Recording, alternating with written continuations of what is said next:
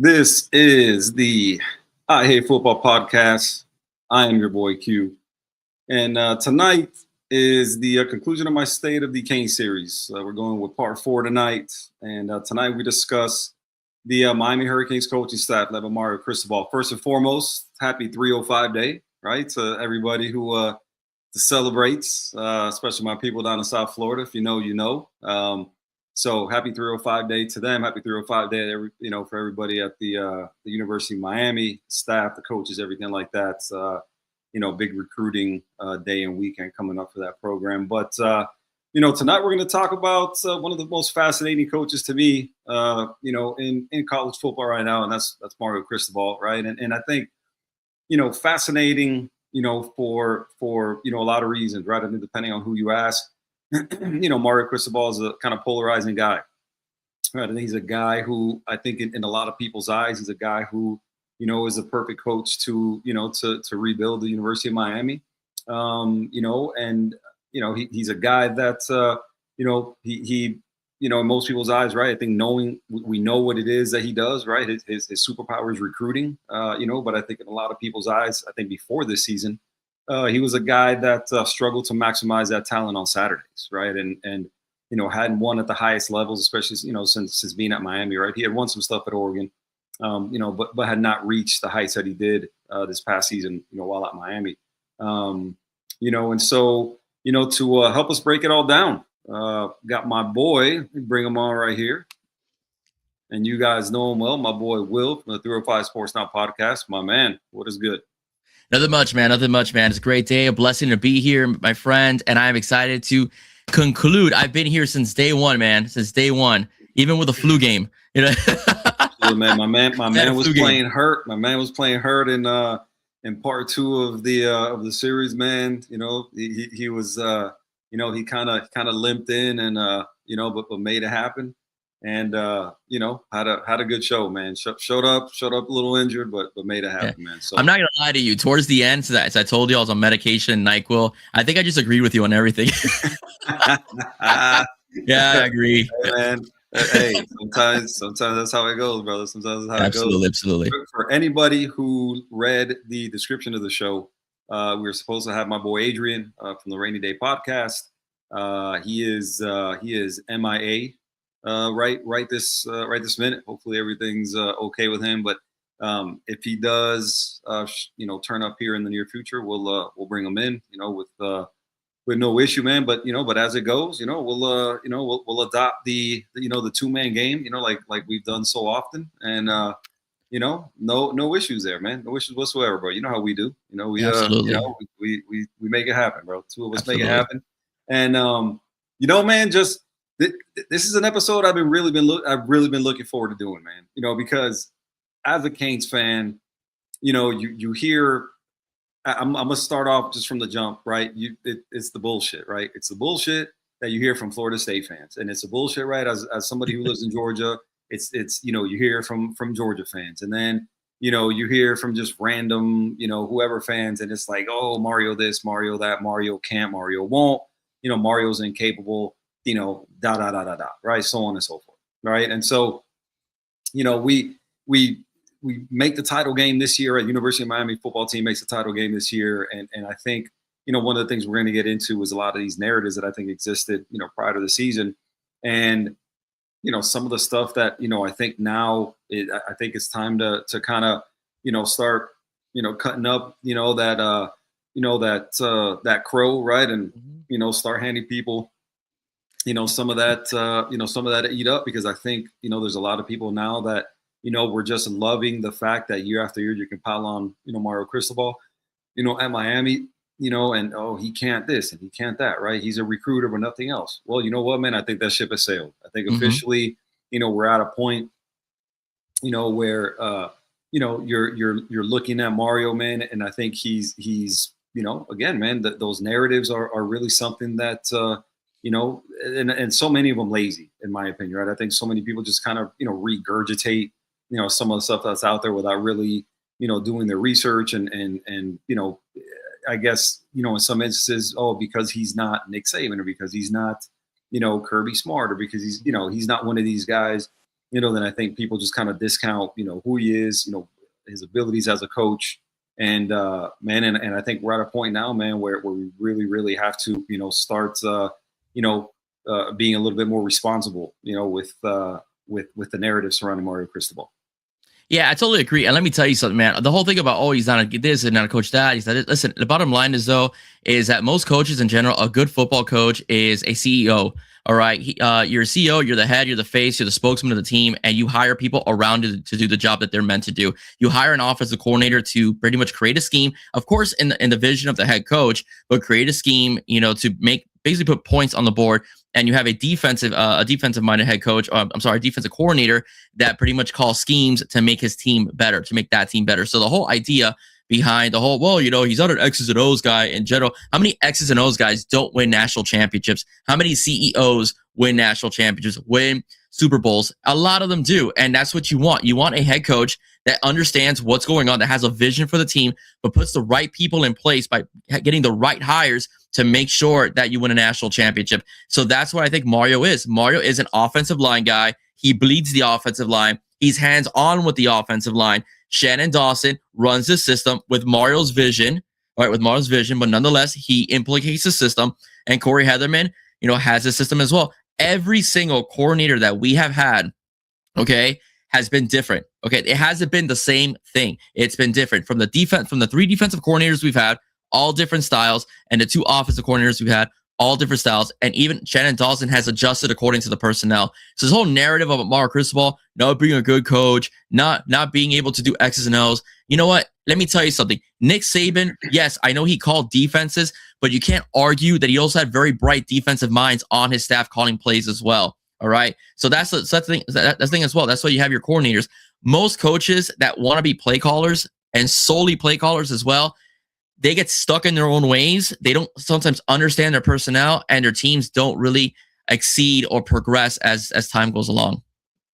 Yeah, absolutely, man. I mean, listen, this is what we do know currently and where we sit, right?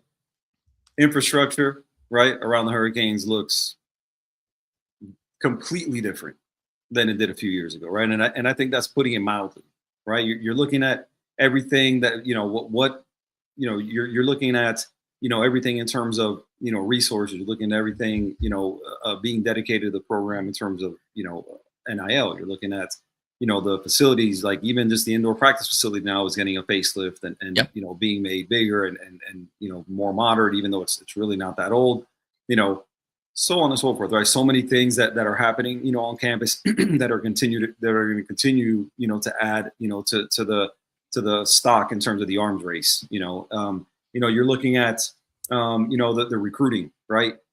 Not only, with Mario, right? We know Mario's a lead recruiter on just about, everybody they land, right? I think I've really gotten to the point now where, I look at everybody outside of Mario as essentially, supplementing, the process, right? I think, when you're looking at a guy like Mario, he's going to be the, lead recruiter, whether it's quarterback, every position on the offense and basically every position on the defense, right? He's visiting. When you look at where he's at, you see him on Twitter and different websites and everything. Oh, he's, here visiting this person. He's there visiting that person. And it's on both sides of the ball, right? There's nobody that he's not visiting, that he's not in on, and some people may take the lead, whether it's position coaches and analysts and whatever the case may be. But Mario, by and large, he is the lead recruiter on just about anybody they land, right? You're looking at, the staff now, legitimate NFL credibility, right? Yeah. Two of the guys that they've had to replace recently, right, were guys that went to the NFL, and they were the 2 guys that truly, if you look at the position coaches, they were 2 of the less heralded hires, if we're being 100% honest, right? Like when they hired Matt Merritt, I mean, you look at it now and the pedigree that he kind of brought in, the programs he had been at, and the whole deal, right? But in terms of an on field role, I mean, again, USF was where they hired him from, right? Nobody knew really who that guy was. And now look at him, running backs coach of the Arizona Cardinals, right? Zach Etheridge, you bring him over from Houston, a guy that again, who was talking about him when they hired him, right? And so now, where's he at, right? Cornerbacks coach of the Arizona Cardinals, right? And so this is what you start to see with a guy, like Mario, who's now, he's, in his bag, as they say, right? He's identifying, really, really good talent. He's bringing those guys in, and now these guys are moving on to, to bigger and better things in terms of the NFL, right? So, these are all just more, just the continuation of what Mario has become, as a coach. Is he's more than a recruiter. He's more than a recruiter. He's a recruiter of good coaches, right? I mean, dating back to his time at FIU, right? You're looking at who he had at FIU. Scott Satterfield, right? What was the guy who he had as OC? Scott Satterfield is now, the head coach at University of Cincinnati, right? You look at a guy like Jeff Collins, who was his DC. The guy's been, he was a head coach at Temple. He was a head coach at Georgia Tech. Now you can argue what Jeff Collins' success has been, for example, right? But these are guys that were well thought of enough to have multiple head coaching positions, right? Yeah. Now, again, he's had guys at Oregon that have gone on to bigger and better things, right? Again, now we're seeing this at Miami. So, again, a guy who not only recruits, the high school ranks, a guy who not only, does well in the portal, but now you have to start adding, this guy as a just a recruiter of any type of talent that you need in order to win and sustain winning long term. Mario Cristobal is there right now. So, again, everything you're seeing in terms of the alignment, that exists in the program across all sections of it, all start with Mario Cristobal. Yeah, absolutely. Like I said, he's the head coach. He is the face of the program, and he's the one that created the system, and he's the one that put the staff together. So everything starts and stops with him. All right, as he starts and stops with him.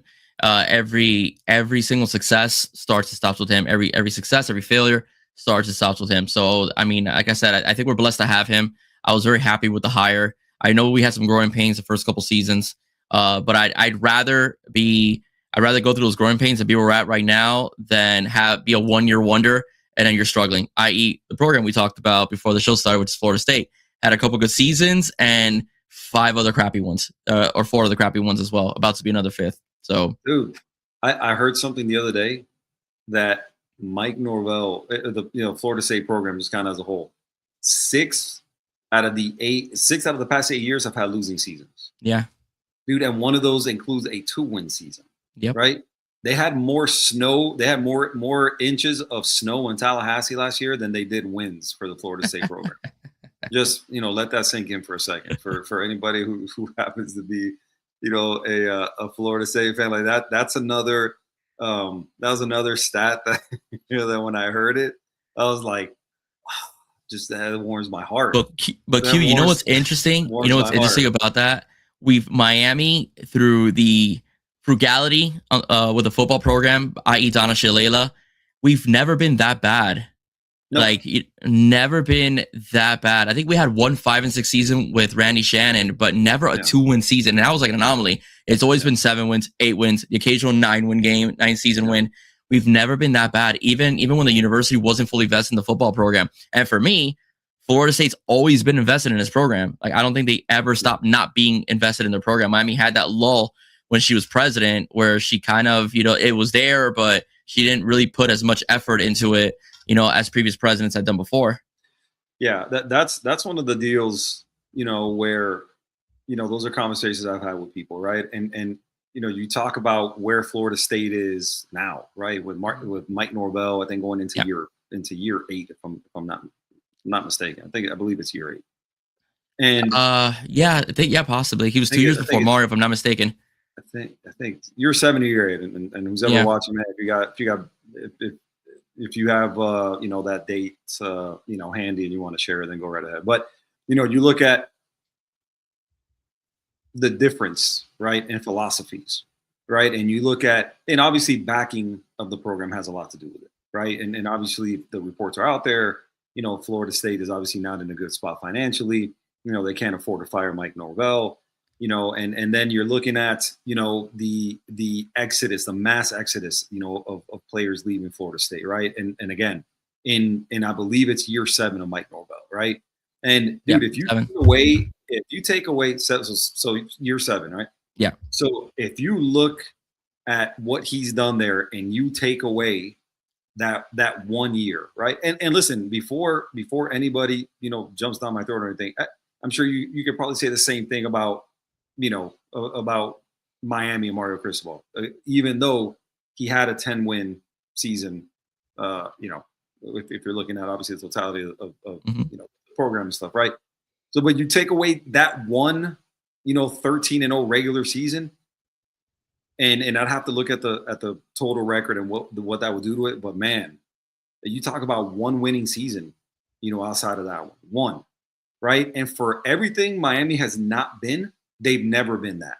And again, I'm not here. Listen, Miami isn't Kent State or FIU or something like that, where you're just like, hey, an 8-win season and you're celebrating. Clearly, I know that's not the case. But there again, I mean, Miami has never consistently been as bad as Florida State is right now. And so, I think we'll see what happens with Mike Norvell, but you really see the difference in for all the people hyping Mike Norvell for a while and he's better than Mario and da da da da. Well, we're really seeing the truth right now. We're really seeing the difference, in just the quality. You're looking at, who he's brought in on staff, who he's recruited, the way he's recruited the high school ranks, what he's done in the portal, so on and so forth. And again, man, you take away that 1-13-0 season and again, it's even more, it's even sadder when you look at, where Florida State is at, man. So, if you're a Miami fan, man, you got to be really, really thankful. We'll see, what happens with John Summerall up there in Gainesville. But, as of right now, man, I think if you're a Miami fan, you have to feel really good about, Miami's standing in the state of Florida when you compare all the rest of the programs. Yeah, and it's not even just the state of Florida. I mean, they're getting now a lot of national attention, like the Josh Pates, the JD Pickels of the world. And other podcasters have said, and also people in media have said that Miami just looks different. Like Miami has NFL body types, like Miami's offensive line in of itself is built like they're ready for the NFL today. So those are things that also are very noticeable as well. One thing that I've heard on, I think it was on Donald's show a few times, that even though they're not saying it online, but through conversations, one of the things that they noticed about when Miami played Florida State this past season is how much bigger, more physical, and more athletic Miami is than Florida State. And that's saying a lot, because there was a one point where these two programs were literally on par with each other in the 90s, even the early 2000s. And right now it's day and night between both teams. Norvell's problem is that he was very portal heavy that 1 year. Actually, you can make a case for those 2 seasons. And you have to have a balance of recruiting and portal acquisitions. Look how good Mario has recruited. Look how well his staff has recruited. That we got how many 12 portal players this year, and it's just to fill depth and need, a little bit of need. I believe so. About 12 players compared to other teams. Like yeah, so what it means is your high school recruiting is working. You like what's in your locker room right now. You don't need to go portal shopping every single season for these gargantuan classes to come in and just fill, because you have holes all over the place. Miami is in a very good position this season and for more seasons to come, just because of the high school recruiting and the tweaks without using the portal as well. Yeah, man, absolutely, man. You're looking at the difference in philosophy, right? And you hear the stories of the Florida State players, right? I know the Desir twins, were a perfect example. Guys who last couple seasons kind of been that way, where they enter the portal, right, and then they end up coming back, but because essentially they extort the program for more money, right? I mean, listen, those aren't my words, right? I mean, those are narratives that are out there, and I don't think it's a secret. I think that just again, it's very well known information out there. And again, I just think that just kind of speaks to, what you created up there in terms of culture, right? And I think, you talk about teams who win, right? And who win consistently and win over a long period of time. And one of the things they always have is culture. And I think that's when you hear those kind of things come out at schools, it's exactly that. I think it's just a lack of culture. I think, the mercenaries, kind of moniker, really kind of comes to mind. And that really is the definition of it, right? Those are guys who essentially are mercenaries, right? They're playing for money. They're not playing, they're not playing for the program. They're not playing for the school, right? I mean, they're playing for the name on the back of the jersey, not the front of the jersey. And so, you're looking at what Mario has created. And, again, man, I think you really, really have to be proud of what it is he's established there. You look at, everything that's important, in terms of what it takes to win in college football, right? We talk about it. We talk about it a lot, on both of our shows. Is you got to recruit, you got to develop, and now the third aspect of that, in my opinion, really that's become huge is you got to retain players, right? So it's recruitment, it's development, and it's retention. And when you look at the way that Miami retained, their players in position rooms that I think most people expected them not to be able to accomplish that, right? We talked about the running back room, which I think honestly, man, most people expected at least a loss, if not two. Yeah. Right. You look at Gerard Pringle, they got him back from the portal, right? They got to keep Shamar Brown, who from all accounts had a lot of interest, in Power Four. They got to keep Jordan Lyle, which a lot of people just kind of assumed that he's like, oh well, he's out the door, right? And then on the other side of the ball, the cornerback room, and it's a room that I'm super excited about, man, because I think there's a ton of talent. It's layered the right way. There's a lot of talent. There's a lot of depth.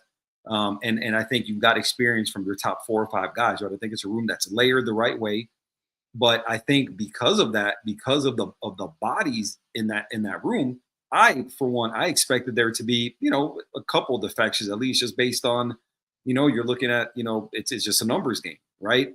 But when you're looking at being able to keep those 2 rooms intact, and really what they lost, right? And we'll get into some of the stuff when we talk about the position groups.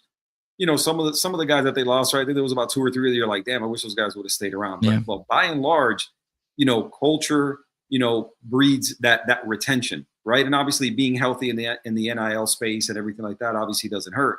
But I think when you're getting the right people into the building, you're building that culture. It's a culture that it's a program that people want to stay in and not leave, right? And I think we're seeing that happening at Miami, and you're seeing the exact opposite happen at Florida State. Yeah, absolutely. And like the thing is, even guys that are 4 or 5 stars in Miami's gotten, even the portal players, the one thing that they have in commonality is that everybody interviews them, says they're all dogs, right? They're all dogs. They're fiercely competitive, and that's what Mario wants, And you have to be competitive because somebody, Jacoby, what's up, man? Thank you so much for the support. What's good, brother? Appreciate you tuning in.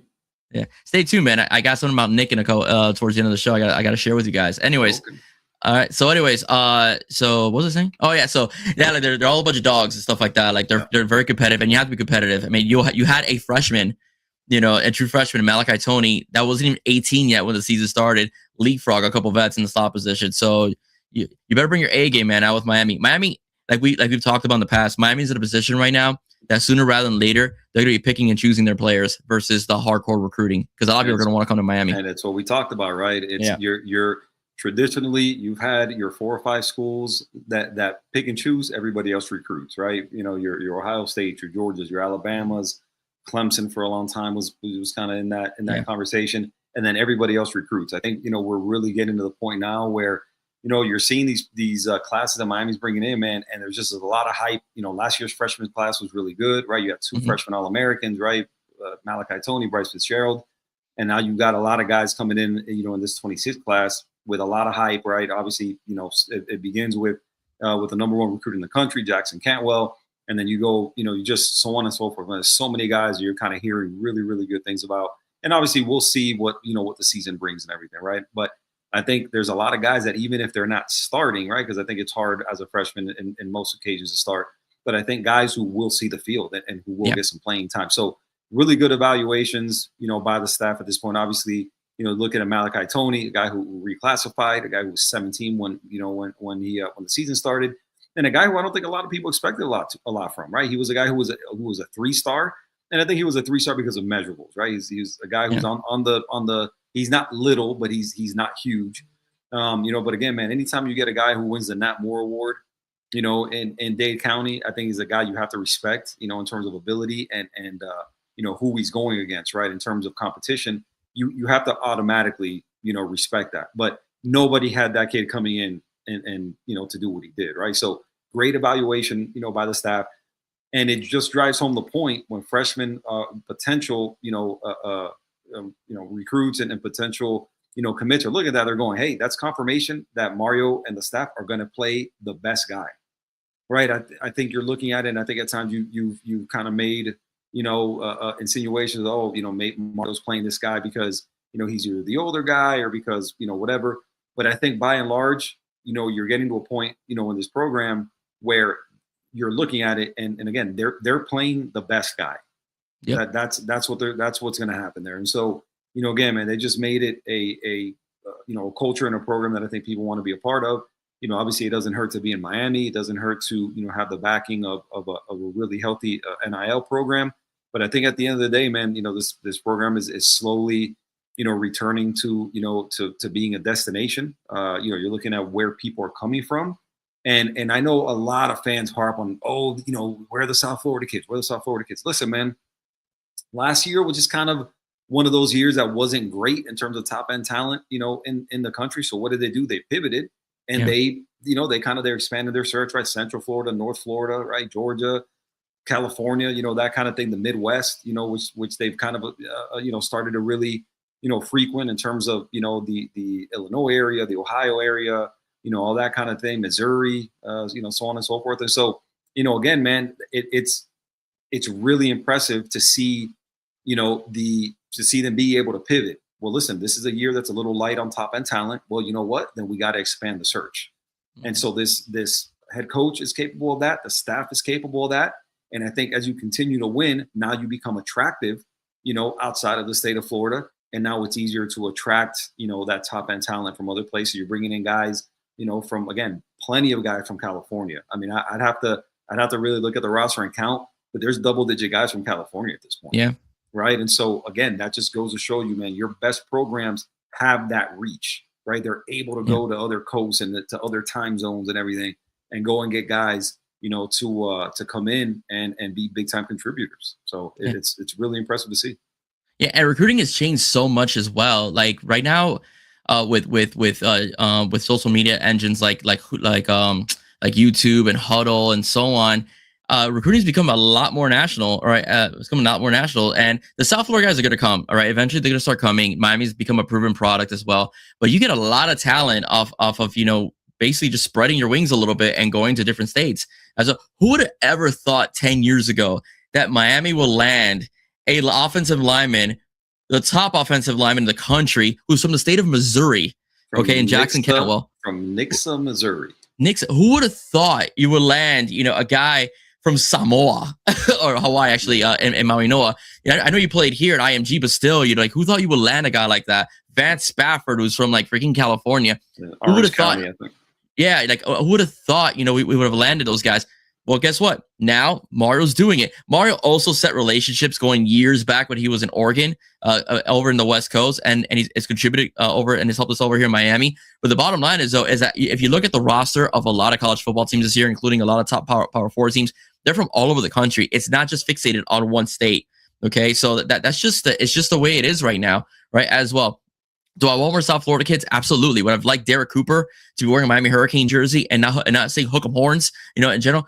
Absolutely. But you know what? Guess what? I like Javion Mallory, and we have a loaded running back room, right, as well. And I like what we have in recruitment in the offensive line. All these guys are gonna look great running through holes. So I'm really, like I said, I'm really happy, and I'm really happy that Mario isn't just fixated on just Florida alone. He's like, I'm gonna get the best players from all over, and he's done a very good job of it.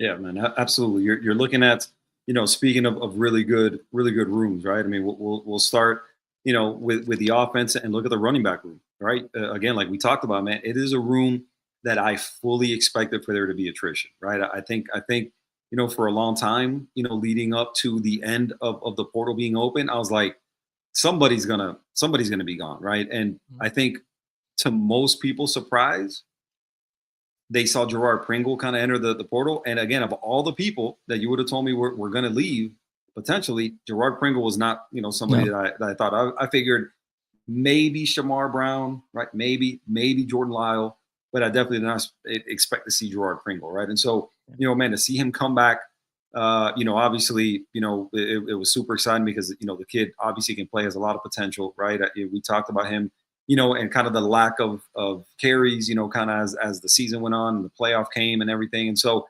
I think we have probably a little bit differing opinions, I guess, on that. And I personally was one of those I would have liked to have seen him, get more carries, but I know why he didn't get the carries, right? And so, it was obviously something that had to smooth over with him and the family and the whole deal. but in the end they got it done. And you're looking at now adding a new running backs coach to replace Matt Merritt. And you're looking at, somebody they're bringing in from the NFL, right? Fabian Upshaw, right? I believe is his name. And so, again, people who talk about and they speculate. That's why anytime Mario has to replace somebody and all the speculation kind of starts, I hate to tell people, oh, it's like clickbait and this and that, but it truly is, dude. Like nobody knows what this guy's gonna do. You never ever know. You start hearing of, this is my top 7 or 8 in terms of, who could potentially replace, fill in the blank. And then it's literally somebody who you've never heard of, who you never had any inkling of, and this kind of continues on with that trend, right? Fabian Upshaw, obviously he knew him well because Fabian Upshaw committed to Mario. He was a head coach at FIU, right? A guy who played quarterback. Now he's been he's a quality control coach with the Broncos over the last 3 years. And so, again, not a guy who's been coaching in the NFL or in college, but a guy who's been coaching in the NFL, right? And I think, by all accounts, is from everything I read, is a guy who's very highly thought of. Obviously, coaching under under Sean Payton is there anybody better to learn offense from, right? And so, if there is, it's not many, right? Sean Payton, right, has proven, he's proven it for a long time, that he's definitely one of the brightest offensive minds in the NFL. And anytime you can get somebody from an NFL program, I think that speaks volumes, right? Even though, again, he wasn't a sitting running backs coach, but a guy who was a quality control coach on that side of things, has worked with really good running backs, most recently RJ Harvey over there, J.K. Dobbins, so on and so forth. And so, again, man, that running back room, was a productive one, right? They got RJ Harvey ready and he produced, especially after J.K. Dobbins went down. And so, again, somebody who, young guy, and we know that to keep up with Mario, you got to be young, you got to be energetic, right? You have to, you got to have your running sneakers on, man, because that guy's going to have you, going all over the place, right? To recruit and everything like that. So, again, had never heard of him, admittedly, before, he landed here. But the more you read about him, I think the more exciting, it is. And especially, again, coming from the NFL, I don't think you can overlook that, man. So, again, I think it's an exciting hire. Yeah, you called it, man. You said that it was going to be you're going to have coaches that we never heard of before and from small schools. So you called it. The first 2 coaching hires, you called it, man. I mean, I'm shocking from the NFL. That's a pretty big deal, man. But no one had that man's name anywhere. Yeah. No one has. And Mike Video, I'm sure we're going to talk about, is another one that caught everybody off guard. Which, by the way, I like that hire a lot. Just to let you know. Yeah. Oh yeah. Yeah. We'll definitely get into it. Yeah, man. Again, I think this is if you're and I think. I heard a lot of people like, oh man, the running back or the current running back room, the current running back room, the current running back room. I think that's, you're right in the micro, right? I think when you're looking at, more of a macro view of it, right? I think, yes, you have to like the talent in the room, the way it's layered, the way they produced, the last couple of years. You got to be excited about Mark Fletcher. You got to be excited about everybody else that comes behind them. But also, if you're looking at, at what your prospects are in terms of that being a position coach, you're always going to be running, you'd assume, right behind, at minimum, a very good offensive line, right? And now you're looking at what you're going to have at receiver, right? And I know you're the running backs coach, but all that matters. Who you're running behind, is obviously important. Who your quarterback is obviously important because you can't line up 8-9 people in the box, right? You're going to have a really good quarterback. Your receivers are going to be deep and talented, and so I think it puts you in a position where you're going to be at a marquee program. Right. I think you're going to be able to make a difference, in a room that's talented. And, hopefully he's a guy that can come in and do what Matt Merritt did. Right. Matt Merritt was a guy who was, super highly respected, by his guys, a guy that, that by all accounts, people love being around. He was clearly a good recruiter. Right. And obviously a good developer, from what it seems like. Right. Because, again, you're different you're different players with different skill sets, right? And got them all to contribute, got them all to buy in, right? So obviously establish a really good culture, established, a pecking order that I think guys respected and were happy with, right? I think people knew their role and were comfortable in there. And so hopefully, man, Fabian Upshaw kind of comes in and and keeps that going and adds a little something extra to to the room, and hopefully, again, continues the recent recruiting success of that position. Yeah, I totally agree with you. All right, I totally agree with you. And I mean, what a way to start. Okay, you have Mark Fletcher, Marty Brown, Jordan Lyle, Gerard Pringle, Javion Mallory, and Chris Whitley Humphrey. Okay, you got six backs to work with, in camp and training camp, and then during the season that you could rotate on and off and stuff like that. So I think that Upshaw is going to be great. I trust Mario. I trust also the pedigree in which he came from with a guy like Sean Payne, was very good offensive mind as well. So this running back room is going to be really sick. I like the hire. I think it's going to be good for this team as well. And the connections to the NFL is also very good. I'm sure it'll help Marty Brown and Mark Fletcher when they decide to go into the NFL draft at the end of this upcoming season. Yeah, absolutely, man. You look at NFL guys, man, and those are guys who, who are going to be, teachers, man. You don't make the NFL if you're not a teacher, right? In terms of a coach, right? You don't become an NFL coach. And obviously, again, he wasn't an actual running backs coach, right? He was a quality control coach, with the running backs specifically. But you don't land any of those gigs, man, unless you're a teacher, right? Unless you know how to instruct, and you just have to be excited for the hire, man. A little bit outside of the box, but this is what Mario does, right? This is what Mario does, and again, we talked about it, and I've always said it, and I keep saying it. Don't waste your time putting out these articles about these potential hires because you're never going to get it. You're never going to get it, right? He moves in silence. Yeah, he does. These are processes that are super secretive, and he does a good job of keeping that information in house. It doesn't get out, man. Right? He runs a tight ship. Again, I think you look at culture, man. You point to culture, and that's just another aspect of it. Where people are like, hey, hush. There's no leaks. We do this quietly. And we end up getting, somebody who's going to be really good, man. So, again, man, it's not about who's not here. It's about who is here.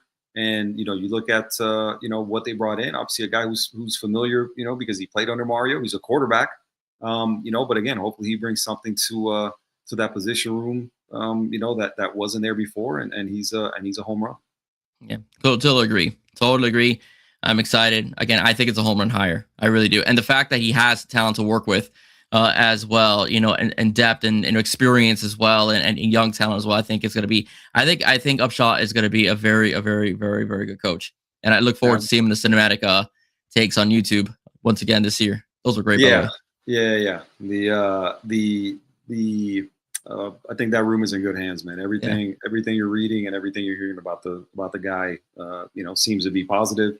And we'll see how it all goes, man. But again, you got to trust Mario's eye. Again, at this point, he's proven that that he knows what he's doing in terms of recruiting and again, not only players but coaches. And listen, he pivots from it, and obviously he's replacing the guys that went to the NFL. So this wasn't a firing and a hiring, but he's shown, right? He's shown in his time in Miami, man, he will pivot, right? It's not about not hiring the right guy. Again, we talked about it previously, like Al Golden hiring Mark D'Onofrio, who can never get rid of. Don't hire anybody you can't fire. Yeah. Right. And Mario has done that. Mario has hired people, and again, when they haven't worked, he's shown he will make a change. Right. It doesn't matter. He doesn't get caught up in the nonsense from the media and the whole deal. Listen, it didn't work.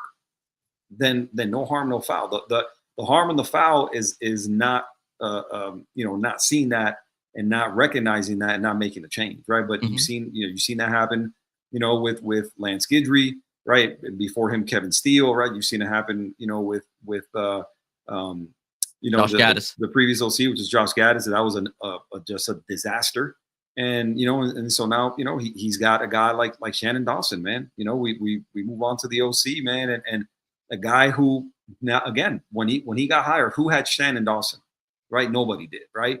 And what he's come in and done, man, with this offense, I think the marriage with him and Mario has been a successful one, man. A lot of people were wondering how that would work because Mario is a power guy, Shannon Dawson a spread guy, and everything like that. But when you look at what it is they've put together, man, and the success his offense has had.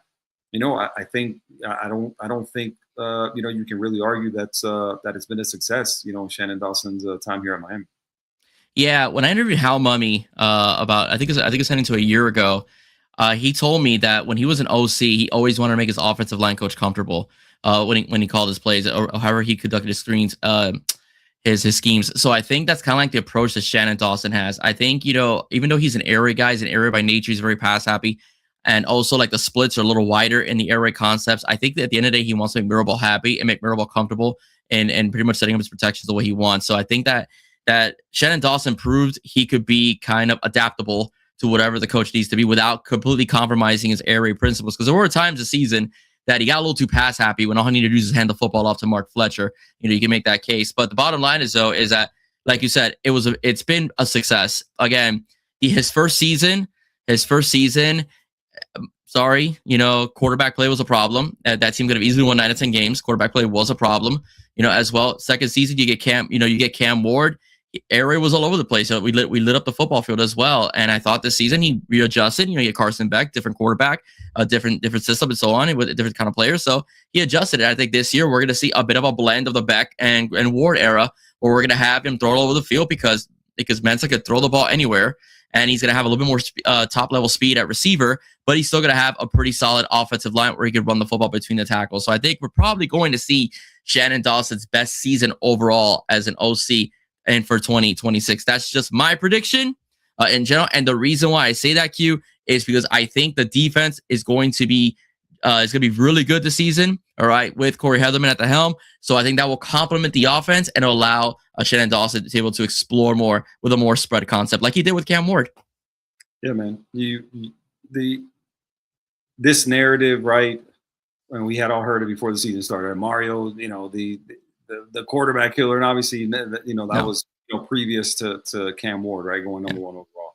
This guy's a quarterback killer, and this guy doesn't, he doesn't let his OCs, implement what they want to do, and da da da. And listen, man, that couldn't be further from the truth. Yeah. With a guy like Shannon Dawson, man, you look at the spread, right? You have spread concepts in terms of, and again, not pretending to be an offensive coordinator myself and the whole deal, but from everything that I've seen, right, you're looking at what your receivers do. Right. And you've got spread concepts there. But I think when you're looking at what you do with the offensive line, right, where your splits are tighter, where you're avoiding those tackles for loss and sacks and that kind of thing. And so, again, I know a lot of people don't like to hear, the A gap and running in the A gap and the whole deal. But then but listen, man, it's been successful. Right. Yeah. And you're looking at, as the season went on, they adjusted, right. And they drew up some new things and everything, started running outside a little bit more. So, we have to really start, kind of going back to these narratives, right? We really have to start kind of putting these things to the side and, and not think of Mario as like this, this caveman, who can't, adjust and who can't implement different things, right? I think, we've seen Shannon Dawson win, with now 3 different quarterbacks. You're looking at, like you mentioned, when Tyler Van Dyke was here, the system was there for him to be successful, right? They were successful from 20 to 20. Right, from 20-yard line to 20-yard line, for the most part, they were successful. TVD started to see ghosts, right? You're throwing picks, instead of checking the ball down and the whole deal. And again, we won't get too deep into that, but the offense that year, if he cuts down on those picks, like you mentioned, that's a team that can win 9 or 10 games, with no problem, right? I mean, they gave a couple games away, just based on picks, right? Obviously, the Georgia Tech game, which we won't revisit, but obviously that's one that should have been a win and everything. And so. Again, man, when you look at what Shannon Dawson, the number, he had the second leading passer in terms of yards last year in the country in Carson Beck, right? So, again, he's shown in this system he can win with guys who aren't 5-star at quarterback. The numbers they're putting up, at receiver, with guys who, are going undrafted. Xavier Restrepo was really good, but he wasn't a guy who, he's not Jeremiah Smith, right? He's not a guy who's a first-round pick. Jacoby George didn't get drafted, right? You're looking at who else? So it was Sam Brown was another. Sam Brown was another guy. Didn't get drafted, right? Guy who has some trades and had some measurables and everything, but a guy who didn't get drafted. So when you're seeing guys who who are putting up numbers in the system and not getting drafted, you have to how did they do it? Well, you got to look at the offensive system, right? And it's a Shannon Dawson system, and then you move on to the quarterback position and how attractive he's made it, right? You're looking at, you're attracting guys, again, you're bringing in a Cam Ward, you're bringing in a Carson Beck, right? Now you brought in Darian Mensah, right? So, so many things kind of go into that, but we have to stop doubting it because look at what you're attracting. right? Like, why do you think these guys are coming here? It's not just a money thing. Are they being compensated? They are. But I think this is a situation where, quarterbacks are looking at this system, and it's a quarterback friendly system, right? He gives his quarterback, some autonomy and some decision making ability, and then you're looking at what you're surrounding the quarterback with, and this has become a destination for quarterbacks who want to go high in the draft and who want to put up numbers and have a chance to win a title, right? And they showed that last year with Carson Beck, when a lot of people had some questions about his durability and his headspace and where he's at in terms of all these other things. Well, none of that mattered, right? None of that mattered. He played really good football, right? He had a couple games that he wasn't great, but you look at by and large, again, he did really well in the system. And so Darian Mensah sees this and goes, man, you know what? If Carson Beck did that, Cam Ward did that, I know for sure I can do that, right? And so I'm super excited to see, how the system, kind of plays out for a guy like Darian Mensah. Yeah, no, I agree with you. And on top of that, like, he also has a very, very good offensive staff under him, leading off with Coach Mirabal. I love Coach Beard. All right. I think Coach Beard is an excellent recruiter. Coach Beard is an excellent teacher as well, not just in route running, but also in how to block. All those receivers could block as well. They block like linemen. They're ferocious. So I really like this. I really like the staff overall, from the receivers coach, of course, the running backs coach as well. So he not only is the X's and O's guy, but he also has a good staff under him that makes his players look better as well. Yeah, absolutely, man. You go to move over to the receiver position, man. A guy like Kevin Beard, who I think has caught some flack from some people. Uncle Luke being the the biggest Kevin Beard critic. And I think a guy who, listen, man, I get what some of these defections have looked like in terms of Kevin Beard, right? But I think also when you look at who's left, you have to really you dig a little deeper, and you see that this wasn't a Kevin Beard thing, right? Kevin Beard is a good teacher of the wide receiver position, right? He's always been known as that, right? A guy who played at Miami, right? A guy who people talked about being a coach one day after his playing days were done, and sure enough, that's where he ended up.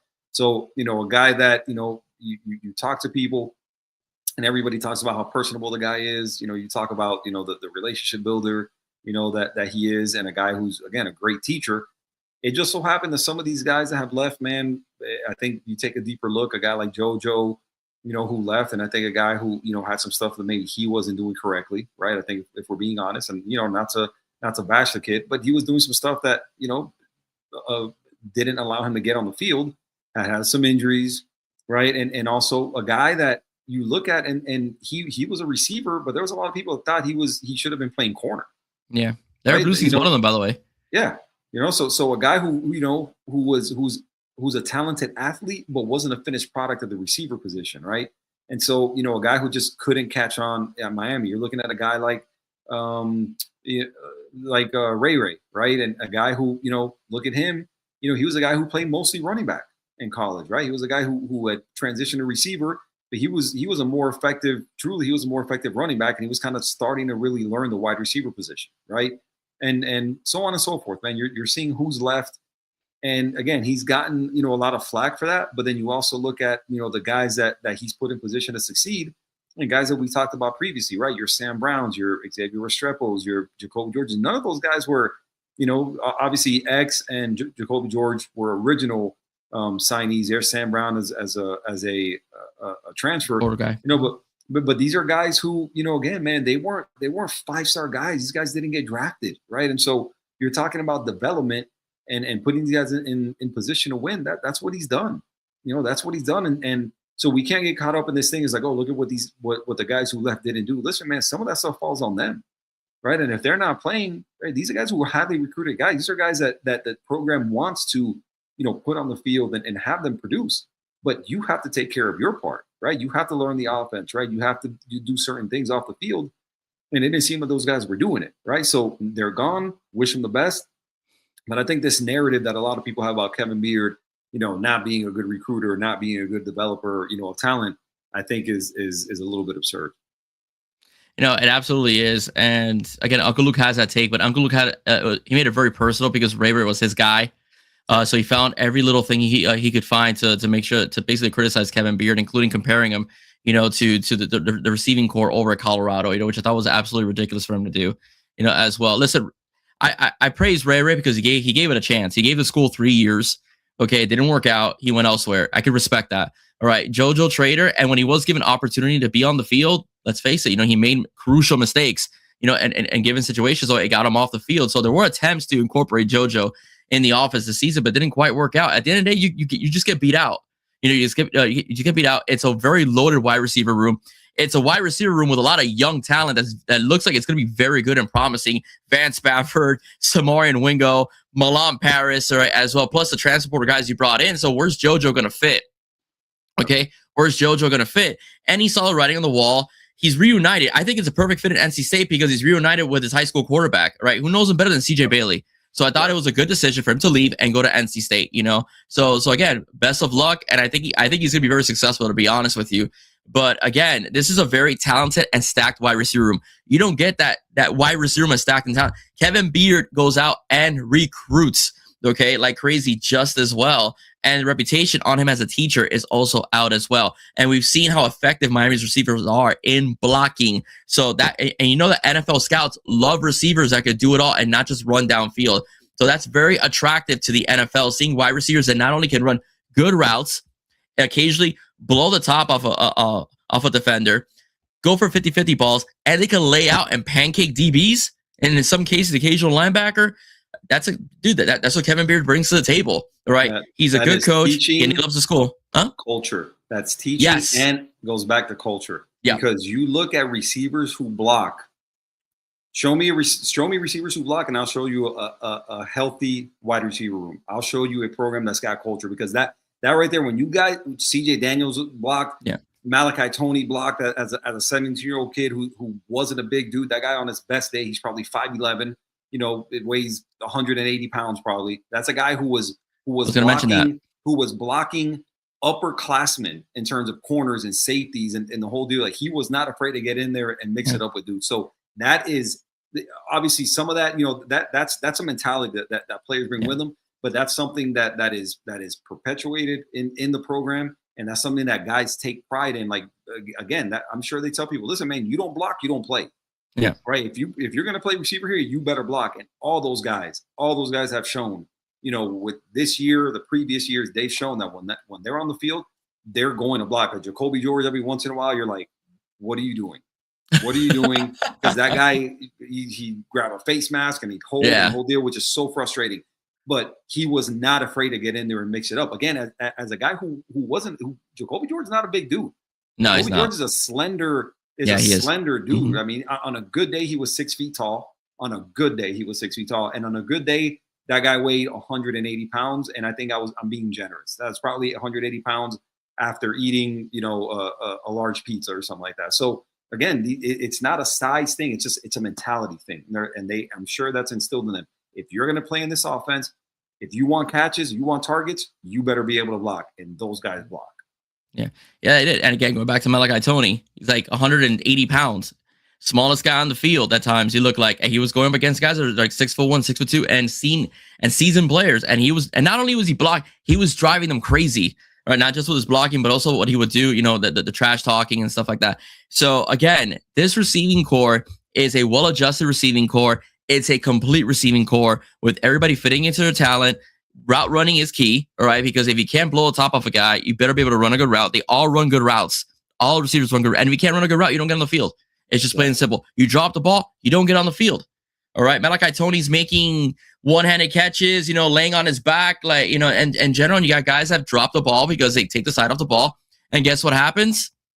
You go on the bench. And that's just the way it is. The Kevin Beard hate is as microscopic as a nucleus, okay? It's very minimal. Most people you talk to that are fans and podcasters, they all love Kevin Beard. What's up, Lou? Lou, what's up, homie?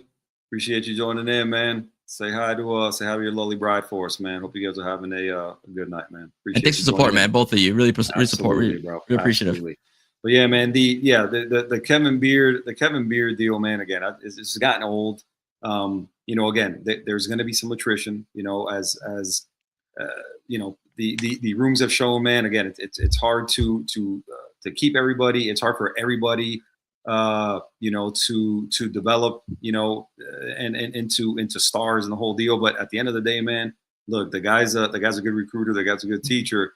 And what do we got here, man? Lord Bakington, Luke. Yeah, Luke is the biggest hater of Kevin Beard. Yeah, absolutely, man. Absolutely. It's gotten old. It's gotten ridiculous.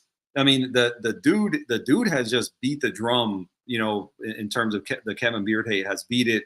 I mean, I'm talking about to death. Like, again, the Ray deal, you know, him being his guy, like, I get it. But at the end of the day, man, again, you got to let that go. You got to see, you know, what he's done with, you know, with guys who aren't 5 stars and the whole deal. You got to see, obviously, give him credit for, you know, what he did with Malachi Toney this year.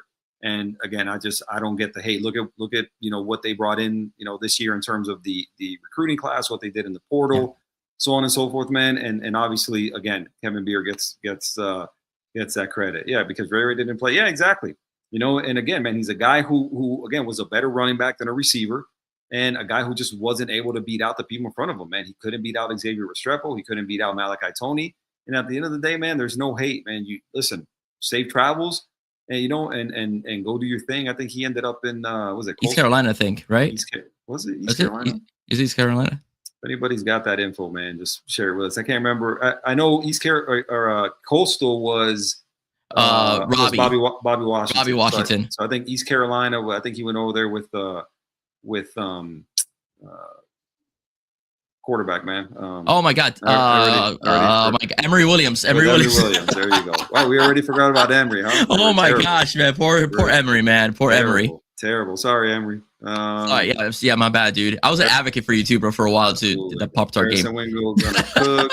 What's that running stack? Yeah, man. And we talked about that recently, bro. The running back room. Yeah. You know, you're looking at what you're bringing back this year, right? With Malachi Toney.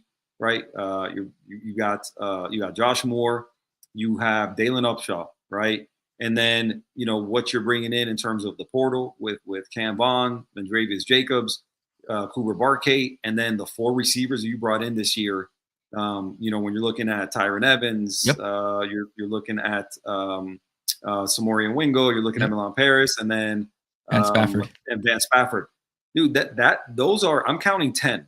And I may have missed somebody right there kind of the top, but you're looking at 10 receivers that realistically could see the field this year. I wouldn't be remotely shocked if we literally see, as long as they're all healthy and everything like that.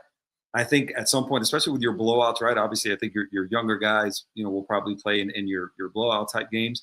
But I think realistically, man, you're looking at 10 receivers that at some point this year could see the field, right? And so I told you, man, I've said it before. The running back room, the wide receiver room is the room that I'm most excited about on offense. I love the way it's layered. I love how deep it is, how talented it is. I think you have just the right mix of upperclassmen and young guys, body types, right? Your tall guys, your shorter guys with speed. I think they've added a speed element to the room that I think it's really exciting when you look at, you know, who's going to be throwing on the ball, you know, in Darian Mensah and everything like that. So again, man, a wide receiver room that I think Kevin Beard is going to do absolute wonders with.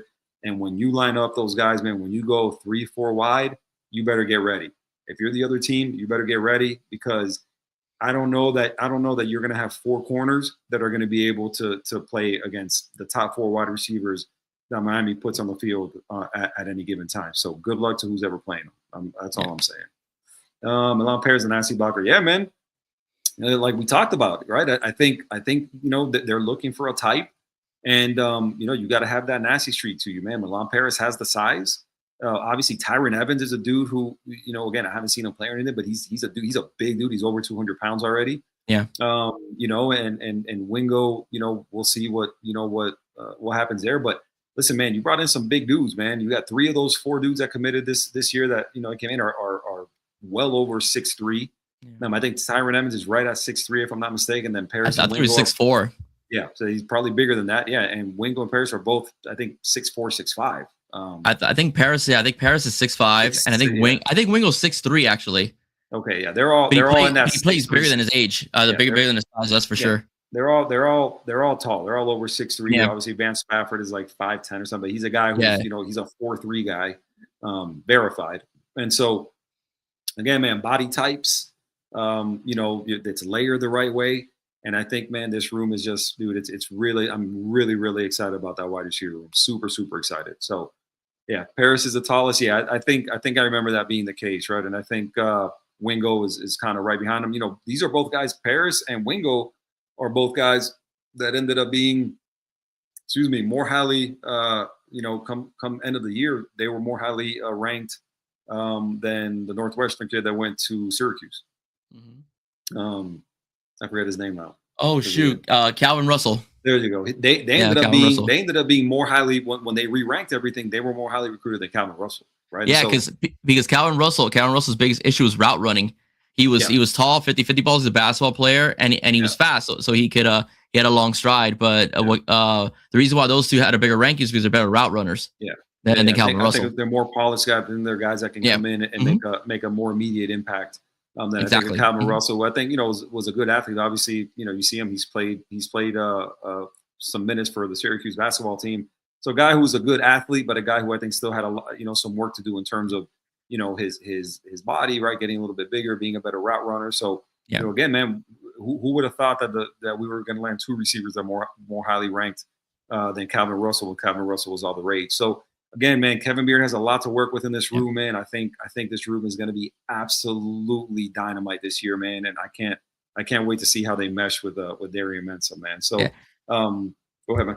Yeah, a little fun fact. Do you remember when you did my show and we talked about Samar and Wingo? Do you remember when 247, I think it was on IG, had him predict to go to Florida? Remember we talked about that? Yeah. Do you remember what outfit they chose to list that prediction under? I do not. They had him going to Florida, but he was dressed in Miami gear.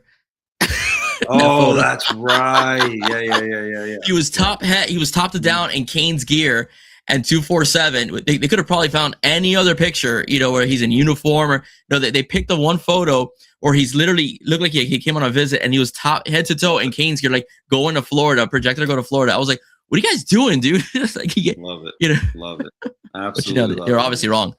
I absolutely love it. And there again, man, when you look at where they went to get these guys, right? Van Spafford, California, Tyron Evans, it's in Tennessee, if I'm not mistaken.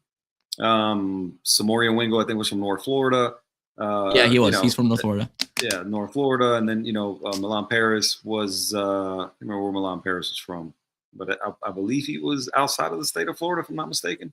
I believe he is, yes. Yeah, so, they went all over the place, to get guys. So, Marion Company, best talent evaluators in the country, recruiting these guys when they were ranked low than other teams, try to copy our talent list once these kids start senior. Yeah, man, I mean, listen, we've seen in years past where, there were players that would use the Miami offer, and they would kind of parlay that into other offers, right? They commit early. I think I can't remember how many straight years we had of the biggest flips, right? The biggest decommits, right? They'd commit and then decommit kind of at the end of the cycle. And so, that's not happening now. These guys are committing, they're staying committed, and if anything, Miami is the one, pulling off the flips, right? We've seen Mario kind of pull out the spatula at the end of the, recruiting cycles and flip some guys. Obviously, a couple years ago, right? Gavin Nix, they lost, he flipped to Oregon, right? Drake Stubbs flipped to Florida. Yep. But I think that's a thing of the past, man. You're getting guys that are committing, they're staying committed and they're signing and you're not losing, for the most part, anything of any real consequence in the portal, man. So again, go back to it. Recruitment, development, and retention. And all three of those are working beautifully at the University of Miami right now, man. So yeah, absolutely. We'll continue. I think we're going to continue to see that. And then, you look at, speaking of culture, right? And we kind of touched on them briefly, the new tight ends coach at the University of Miami, a guy by the name of Mike Beatty.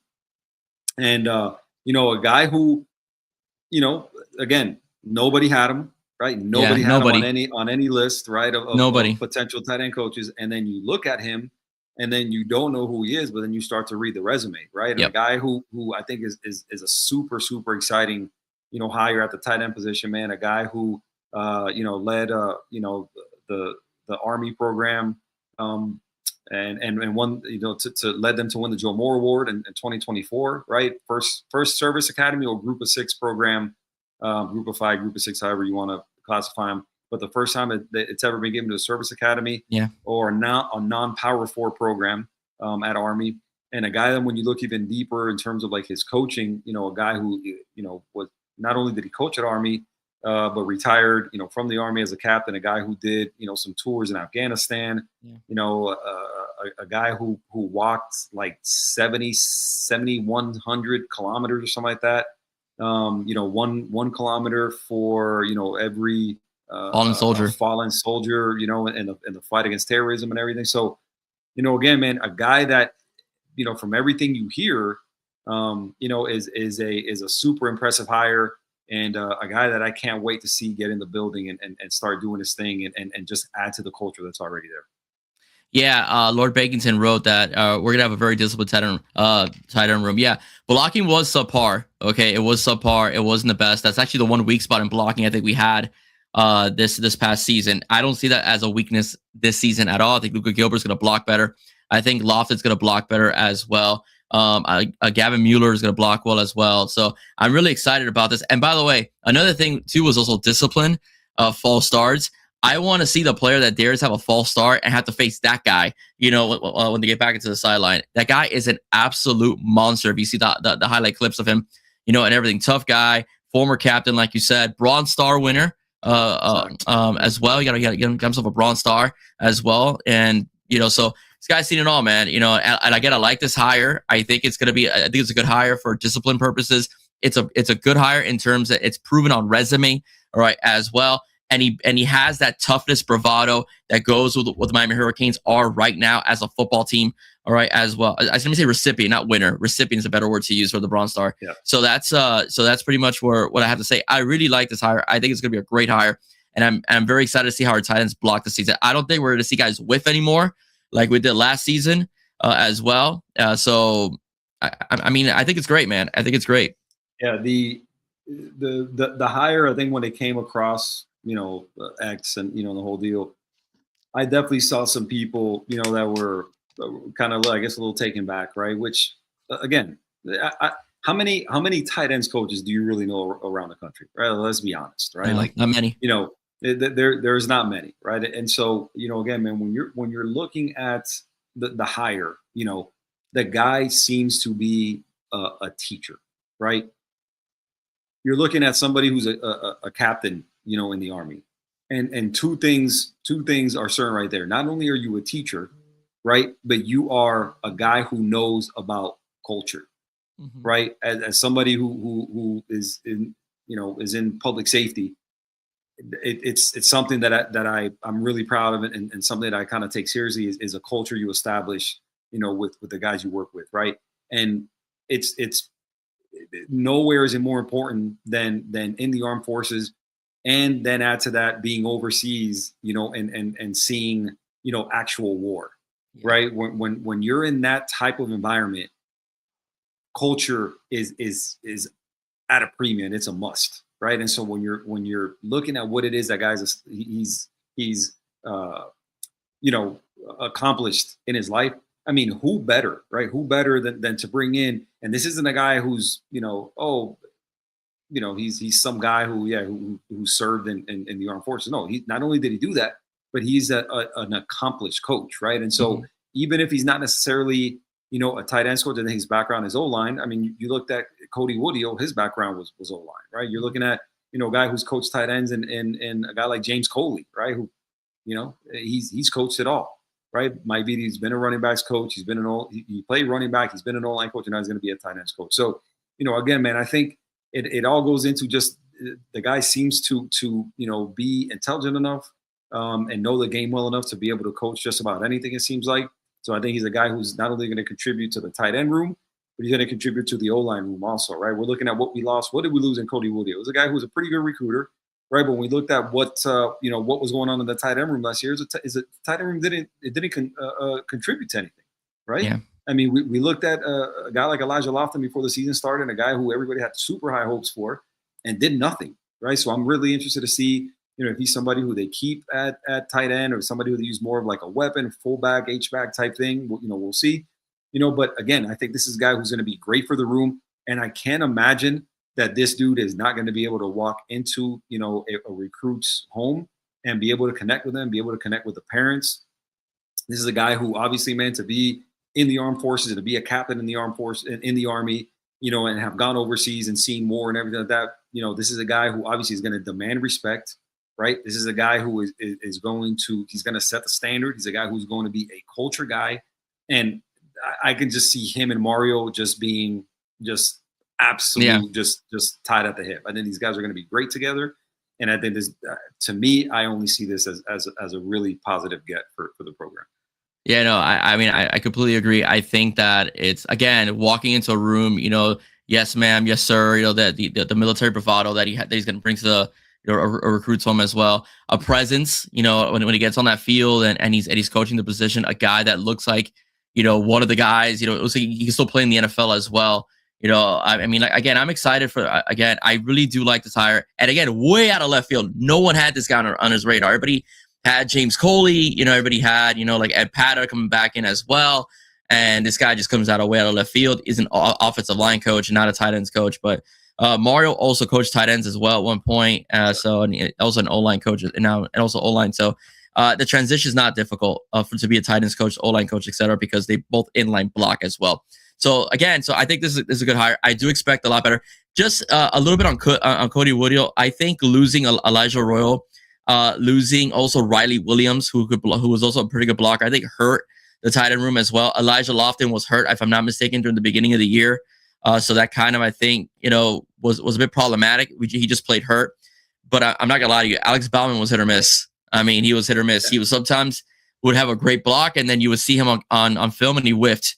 And Alex Bauman's best days were not in the playoffs. The drop ball in the national championship game, plus not stepping in front of the guy during the block punt. That cost us the national championship. I'll be honest about that as well. I don't think you're going to see that this year. I think no one is going to whiff on a block with this man as the head coach. Yeah, so Laura Baton says that Heatherman's cousin got the tight end job. Yeah, man, I think. Listen, I don't know if they're blood related, but they're definitely cut from the same cloth without a doubt, man. They're going to be. Wants a Templar Knight. Yeah, dude, they're going to be. There's going to be a lot of intensity on that field, man. I think there's going to be. I think discipline, is something that's going to be reestablished because, again, I think for this program to take the next step, I think they have to clean up some things, and I think discipline is one of those for sure. I think this is a guy who's going to demand it, and again, man, a guy who I think is going to set the culture in that room, where again, he's going to be respected. I think guys are going to love playing for him, man. So we'll see how it goes. Also, I'm not. It's not that I don't agree with you, Lord Bagans, and I'm glad Bauman can kick rocks. But also, I will say, and I'm going to say it because Will just brought it up, I am of the belief that if you watch that play that was blocked, to me, that was the punter's fault. That was the punter's fault, in my opinion. If you look at where Bauman was and where the punter drifted to, the punter drifted outside of the hash. He literally drifted all the way into that block. So Bauman, to me, I don't know that Bauman did anything wrong. I think Bauman's expectation was he's going to step up into I guess the pocket or whatever and punt the ball. I don't think that he expected drift as far as he did. Now I know he's obviously Australian rules, punter and the whole deal. So obviously he's not a traditional punter, but I don't think Bauman, expected him to drift all the way out, outside of the hash mark. So, to each his own. If you want to blame Bauman, but it wasn't a punt rush. They were punt coverage. So all he had to do was put his shoulder and bump the guy, and that's it. I still think that was a punter's fault, bro. I think the guy who blocked it, I think he literally just went like this and stuck his arm out and blocked it. Honestly, I just don't think that was Bauman's fault. I'm not against you. I think habits played a role, and I think he's used to punting that way, and he was a victim of his own habits and so on. But honestly speaking, I get you. If he moves forward, he doesn't block. He probably doesn't. He doesn't block that punt. I will be honest. But the bottom line is, though, if everyone knows that the punter goes to that direction, all Bauman had to do was just stay in front of the guy.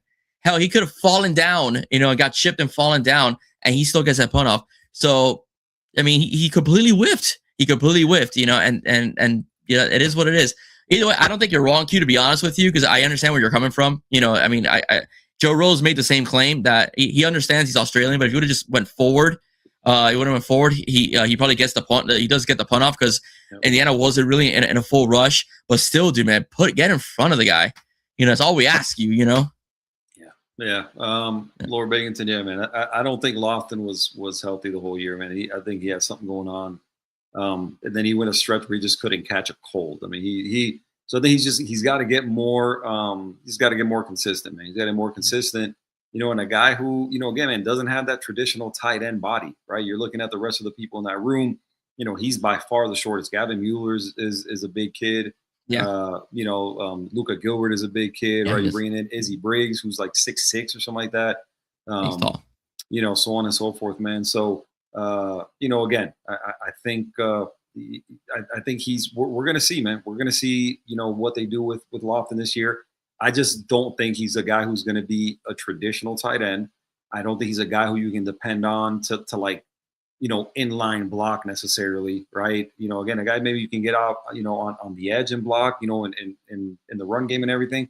But I don't think, a guy that's built like Lofton is built to take on, 6'4", 6'5" defensive ends and everything. I just don't think he's got that body type or that ability to him right now. So we'll see. I may be wrong, but I don't see Elijah Lofton being a traditional tight end moving forward. So, we'll see how it goes. We won't harp on it for too long. But yeah, I said, we lost that game, on the special teams, right? They kept Mendoza to under 200 yards passing. They didn't let him throw a touchdown pass. We outrushed them, had more tackles for loss, more sacks, the whole deal. That game was lost in special teams. Missed the field goal and gave up a punt block for a touchdown. They lost by 6. That's 10 points right there. That's where the game was lost. So 100%. I agree with you. Gavin is like 6'7", 6'8". You meet Gavin like Mueller? I don't think Gavin Mueller is out. I think Gavin Mueller is closer to like 6'4", I think, something like that. Oh, I'll tell you right now. I think he's like 6'4". So I think Luca's like 6'6". Yeah, he's tall. Luca's like 6'7". Luca's like 6'7". And then he says Lofton's an H-back. Yeah, I agree with you, man. I think again, you're looking at what Lofton is, man. That guy may be 6'1" on a good day, and I don't know that he's 6'1". And his body type to me is just more of a fullback H-back type guy. I don't think he's an inline guy on any level, to be honest with you. 6'5". 6'5" Gavin Mueller? Yeah, 6'5". Yeah, that's what. Yeah, but dude, everything I've seen from that kid, man, he looks like a monster, bro. He looks like a monster. He moves well. He's a weight room freak. Yeah. So I'm excited to see what with Lofton, Gavin Mueller, and Luca Gilbert this year, man. I think I was excited about Brock Schott. I hated that he transferred because I was really excited. I think he had some Brock Bowers in him in terms of body type and movement and everything like that. But hey, man, is what it is. He's no longer here. But I think that room is looking. Really. I think he's looking really good, man. They got some talent. Obviously, not a lot of experience, but there's definitely a lot of talent and some really good body types in that room for sure. So we'll see. Yeah, Gavin was like, yeah. I know he's fast, man. I know he's fast. The kid is, again, the measurables are there, man. He's a big kid. He can move. He's a monster in the weight room. So I think this year, I wouldn't be surprised, man, if he sees a field and contributes, man. So we'll see what happens. He played Wildcat in high school too, as well. He was also sometimes a quarter. He also played at quarterback, and he made throws. It wasn't just a gimmicky guy. He made some throws too. There you go, man. So yeah, man. The offense, man. I think the offensive staff, I think, is in a good place. The offense is in good hands with those guys, man. And I'm really excited. I think this is a year where, just like the defense was kind of the catalyst. This past season, I think the 26, the offense is going to kind of lead the way, and I think it's got a lot to do with obviously the talent on the field, but I think the coaching has a huge part to play in that too. So, listen, man, the defense was kind of the linchpin, like we mentioned, this past season, and it all started with the front four, man. You're looking at those front four, or at that front four, I should say, and the Jason Taylor, Damian Lewis tag team right there with the front four, man, I think is kind of a match made in heaven, man. The guys really, developed this year, man. You saw, Ruben Bain and Akeem Mesidor. Obviously, those guys are going to be. It seems like Ruben Bain is going to be obviously a very high draft pick. I would venture to guess Mesidor is going to go middle to end of the first round from what people are projecting. So, a guy that, wasn't projected that way before the season started. Right. But I think, in that scheme, And with the direction, of Jason Taylor, man, just turned himself, into a stud. He had the benefit of playing his natural position where, he wasn't previously, due to a need and everything, man. But when he was playing only defensive end, man, he turned himself into a monster, a great pass rusher, a guy that can play the run. Obviously, he's a little bit older. So I think that kind of drops him, in the draft a little bit. But a guy who you have to look at, Jason Taylor and say, man, I love, and listen, I talked about him and I talked about wanting to see more from him because I knew the guy was a great relationship builder, a really good recruiter, but I wanted to see more in terms of development from defensive end position. And I think we saw it this year, and you just gotta, you gotta like what you have in that room moving forward. Yeah. No, yeah, absolutely. Again, I'm excited about the defensive line. I think it's still gonna be really good. You can't replace a Mesidor or a Bain. I mean, those guys are generational players, especially Ruben, a generational player. But I mean, this team is still stacked, man. I mean, I'll be able to talk about the weight of Marquise Lightfoot, but he killed Bo Jackson in the in the semis. He ran him over completely. I mean, it was just completely. It was nice to see. All right, as well. So I mean, I'm excited, and I think, of course, you have Marcus Lightfoot, you have Damon Wilson, you have, of course, Hayden Lowe, who's going to be healthy this year as well. You have Booker Pickett. You have all these guys, that could come in. This room is so loaded. Cole McCauley's playing tight end. Okay, absolutely. That's loaded. A 23.5 sack kid out of Alabama. I think he was Alabama's defensive player of the year. 23.5 sacks. It's going to tight end because you have so many defensive ends and so many linemen that they couldn't find a spot for him. That's how good this team is going to be. And that's how young, too. It's a very young defensive line crew with Justin Scott, as well. Who's a very young guy. And then, of course, you have, Lightfoot, Pickett as well. Very young guys as well. It's going to be a nice contribution. Will the sack totals drop? I'm not so sure. I think Miami's schedule is much more favorable this year. But I expect a lot of tackles for loss, a lot of TFLs, a lot of sacks this upcoming season. Because, again, Heatherman's system is in year 2, and you just have JT and D-Lou still as assistant coaches. Yeah, man. The defensive ends, man, you got to be really excited about, man. The depth there, when you consider who your possible starters are going to be, you're looking at, any two of Blunt, Peyton Lowe, Marquise Lightfoot. My money would be more than likely on Blunt and Lightfoot, with Justin Scott and Ahmad Moulton at tackle. But you see what they're going to be able to bring in terms of, your depth, right? You're going to be able to you think that Blunt starts over Wilson at the end? Well, yeah. Oh no, I forgot about Damon Wilson. Yeah, Damon Wilson. Yeah, okay. Damon Wilson, Marquise Lightfoot. Blunt plays a lot. Really? Hayden Lowe plays a lot. Okay. Then you have you got Booker Pickett, Herbert Scroggins. You just got a lot of bodies, man. You got a lot of bodies, and you're just going to be able to come in waves, right? So I think, like you mentioned, I don't know that you're going to have, just one guy with just a bunch of sacks, and I just think the sacks are going to be really evenly distributed, based on the bodies you've got at the position and how well those guys are going to play. And then add to that, man, what you have at D tackle, man. You bring back Ahmad Moulton, who could have easily, left, to enter the draft. I'm sure he was compensated well to come back, but a guy who's developed really well, a 3-star guy, right? Not a major recruiter or anything, but you got Justin Scott, who was a huge recruiter, 5-star. Keona Davis backing him up, who I think was an underrated, addition in the portal. Jarquez Carter.